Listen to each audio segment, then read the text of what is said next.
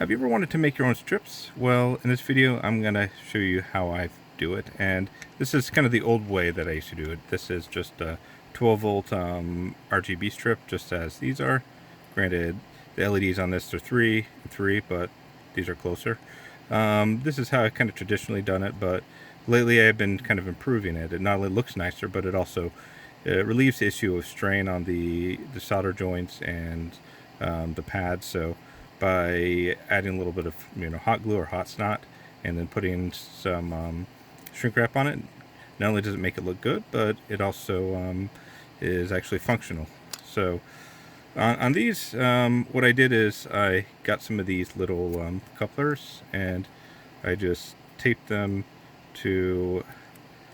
everything down, because you do not want to work against yourself. That's one of the biggest lessons I've learned about this is, that in woodworking, if you're trying to cut something and you're trying to hold both of things at the same time, it just doesn't work out. So for today, I'm going to be using actual, lethal lead, because to be honest, these things kind of suck when you try to use lead-free solder. Not only is it hot, and this little plastic can absorb the heat and melt quickly, but also these things aren't probably the best quality. They don't they are probably really corroded because they just don't accept the solder like they should.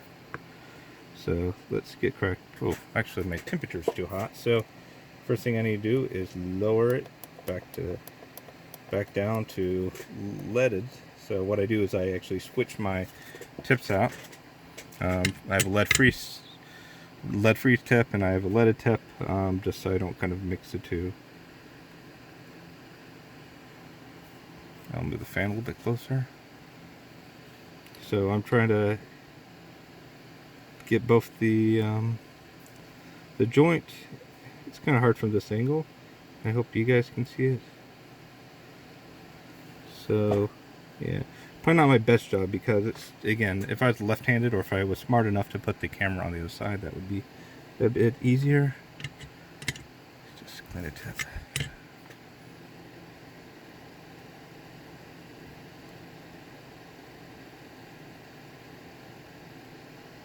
Yeah, it's a little bit easier doing it that way. So traditionally I like to touch the pad and the connector at the same time and get them both hot. And so I don't know if you guys can see, so I'm just kind of using the heat from unless there's enough pad. I then go in and oops. So yeah. Also the camera's kind of taking up a little bit of my light.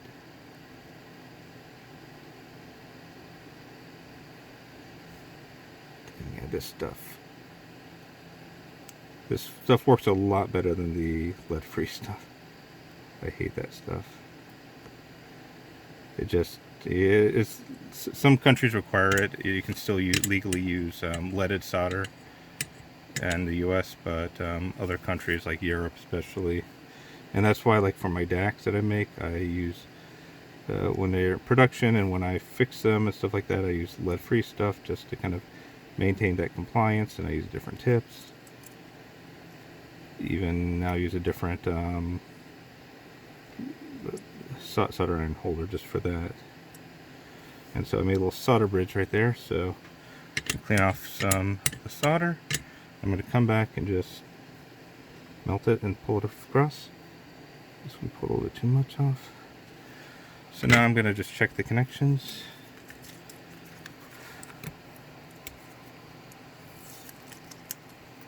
And so let me get out my multimeter. So I'm pretty sure all these LEDs work, so I'm not really worried about it. So I'm just going to use the continuity setting just to see if anything's are touching each other. So anything that may be of a concern. Okay, that's fine. Actually probably easier to do when it's on here. Everything looks fine there. Maybe I'll put a little bit more solder on this one. Yeah, so they all look fine. Not the best soldering job because these things are kind of tight together, and again the camera angles kind of, it could be better. So let me kind of remelt you, reflow you, and okay, what do you touch? Sling multimeter. So I'm connecting these headers. This is actually for my tester that I'm going to be sitting into a factory. So the next thing I'm going to do is I'm going to get some hot snot and put it on there just a little bit. You don't need too much. The idea is it kind of gives it some strain relief, and it might not look pretty now, but I'll show you kind of, you know, what it does once I reflow it. So I'm just going to put one more on.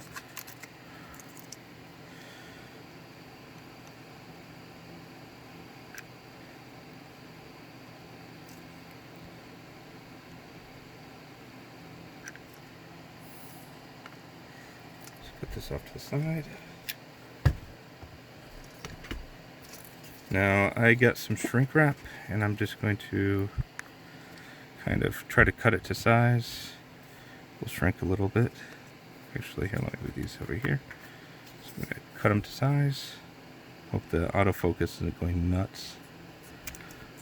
So just kind of dry fit it. Okay. Maybe trim a little bit more off. Test it again. So these actually turn out pretty good. So just make another one of these. Use this as kind of a template. And so you can use like a lighter, or for me I'm just going to use this heat gun that I have. This reflow oven.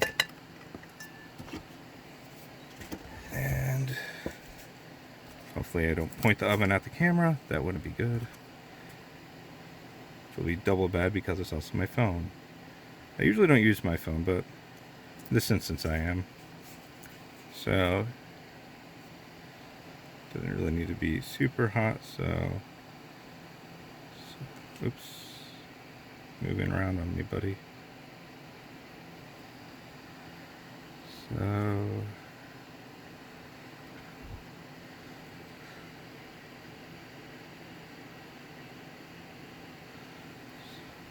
the kind of cool thing is when you're shrink wrapping it, it also reflows the hot snot, so it doesn't look as like ugly anymore. And it looks actually pretty. It comes out pretty good. You just have to clear off some of the excess, and if you do it too long, it starts pushing through the other side. So put this over here. So that's one. And move it, you stupid thing over here. So yeah. And number two.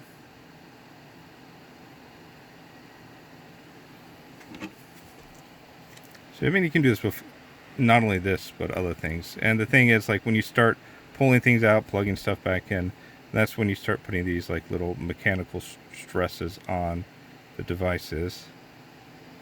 And the issue is then you start kind of, you get to the point where it actually can stop working, so, or not work at all, or work partially, or just something's not working like it should. So, and there that is. And sometimes if too much comes out the other side, what you can do is you can just like kind of scrape it off with your finger. So next thing I'm going to do is I'm going to just kill this fan right here and get my little handy dandy tester, and here we go.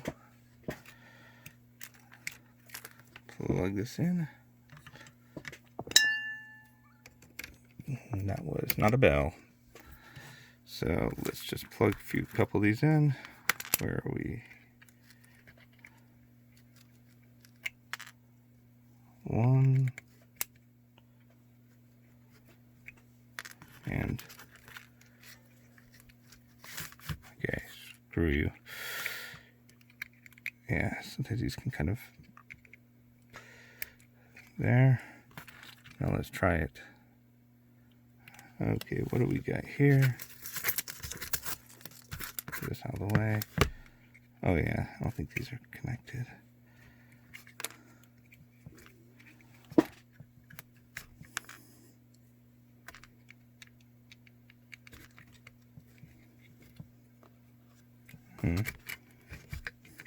Remove you. And yes, it's also diagnosing, okay, maybe that wasn't plugged in all the way. So I'll put my tester up here. Close the arm. And that's interesting. Okay, did I just do this dyslexically? Yes, I think I did. So the problem is when you're dyslexic, you actually get things mixed up.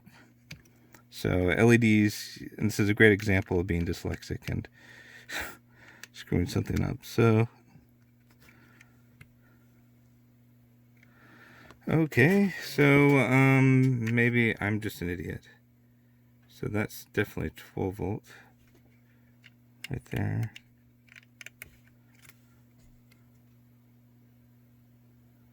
Okay, and this is why I can't do videos on the fly. Because of course if I break something, then it doesn't look good, does it? Okay, so there that goes. Okay, so basically, don't be an idiot. Okay, get off. So where did those two other strips go? So yeah, so like I've noticed a lot of the time when I'm looking at something, I am dyslexic, so and that's freaking irritating. You don't know how many times I've just flipped something around. But this shows you the diagnostic process, and you know, everybody does make mistakes, so. Did I actually do this one correctly? Yes, okay. So for some reason, I don't know why, I looked at these, but then I probably get distracted. So yeah, so that's a good lesson. You always want to kind of watch what you're doing. So as you can see, they all work. Just kids, make sure you get your polarities right. So the reason why it doesn't work one way, but it works the other way, is because LEDs are they only go one way, so you have to plug them in properly. So if you revert a diode in general, means that you which these are light emitting diodes, the electrons flow only in one way. So that's why when you flip the 12 volt, it doesn't light up, because electricity is not going to flow the other way. And that's how they actually use diodes in a lot of different things, because of that characteristic. It's not just because they're cool LEDs. So yeah, that's kind of that's I guess an overall guide of, you know, double check before you do something, and also make sure that you and you know, that's kind of how you shrink wrap and make it a really nice connection, so you don't have to worry about it tearing. Like I've done it this way before, and you know, after a while, because you unplug these and you know, moves around, the pad can actually come off, or it can detach from the pad, or the pad can detach from the strip, and then it's lights out. But if you want to make your own, it's not that difficult. Just make sure you plug it the right way. I mean, I can resolder on ends on this side, but for these particular ones, I won't, because I don't want to confuse the factory. I just want them to know that you can plug it one way, and then they're good. So thanks a lot for putting up with this, and feel free to subscribe if you want to see me screw up more. Thank you.